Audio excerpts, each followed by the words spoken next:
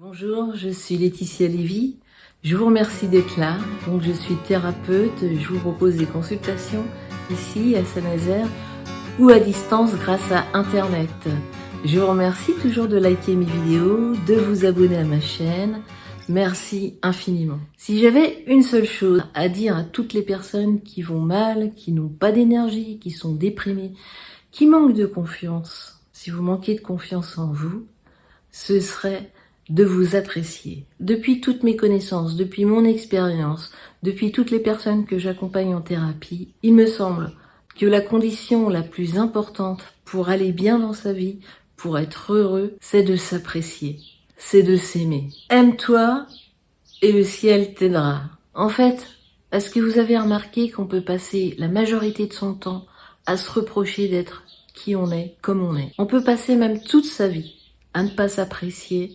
Et pas s'apprécier, donc, ça veut vraiment dire qu'on se reproche et qu'on veut être autrement que ce qu'on est. Comment est-ce qu'on peut être heureux quand on se reproche sans arrêt ou quand on veut sans arrêt être autrement que ce qu'on est?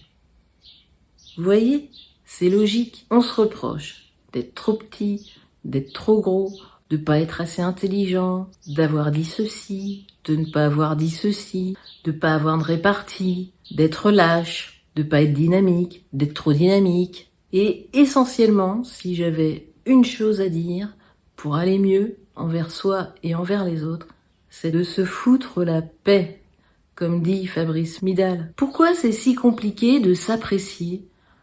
Pourquoi on ne peut pas ou on ne veut pas s'aimer comme si c'était honteux? Dans un premier temps, c'est lié à notre éducation. Dès notre plus jeune âge, on nous dit « peut mieux faire ». Tu feras mieux la prochaine fois. On n'est pas à la hauteur. Faut qu'on s'améliore. Ne pleure pas. N'aie pas peur. On nous dit que ce qu'on ressent ou ce qu'on fait, c'est pas bon. On va s'améliorer. C'est ni bien ni mal. Ça fait partie de notre éducation et c'est important. Mais jamais on entend et jamais on se dit à soi « je t'aime comme tu es ». Quoi que tu fasses, le fait que je t'aime n'a rien à voir avec tes résultats. N'a rien à voir avec tes émotions et tes sentiments. Tu es parfait comme tu es. Tu n'as rien à changer en toi. Il n'y a rien à changer en toi. Et vous voyez, on n'a jamais entendu cela, on n'a jamais dit cela à qui que ce soit, et on ne se le dit pas non plus. Parce qu'il y a aussi un certain nombre de croyances qui fait qu'on préfère ne pas s'apprécier quelque part, qu'on ne s'aime pas. Imaginez dire à quelqu'un « ne change rien, t'es parfait comme t'es ». Imaginez vous le dire. Vous diriez « non mais ça va pas, non, parce que je vais me laisser aller. Moi j'ai envie d'évoluer. Je vais pas évoluer si je me dis des trucs pareils. » Et cela, juste ce type de réflexion, si c'était simplement une croyance.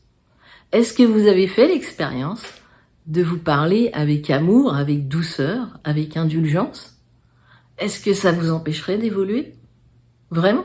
À mon sens, donc, si on préfère quelque part ne pas s'apprécier ou s'aimer, c'est parce qu'on a peur donc de ce type de croyance, comme quoi je vais me laisser aller, je vais pas évoluer. Et il y en a d'autres, comme quoi si je m'envoie de la douceur quelque part, ou si je m'aime, je risque d'être égoïste, d'être égocentrique, de plus m'intéresser aux autres. Moi, je vous invite juste à vérifier.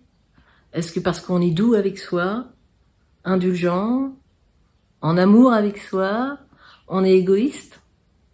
Il me semble que l'on peut avancer dans la vie avec douceur, avec amour, avec indulgence. Oui, et regardez ce que ça permet de développer, à la différence que d'avancer avec des coups de pied dans les fesses. Ça permet de développer de la confiance, de la force, de l'estime de soi, de la bienveillance, de l'écoute, de la compréhension, de l'indulgence.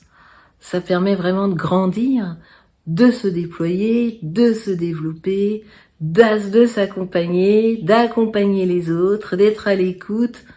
Enfin, on a tout à y gagner. Donc, si vous voyez que vous avez envie d'apprendre à vous aimer, n'hésitez pas, sachez que je suis là pour vous. Je suis à votre disposition. Quand ce sera le moment pour vous, prenez un rendez-vous avec moi. Je suis de tout cœur avec vous, prenez grand soin de vous. Vous êtes la personne la plus importante.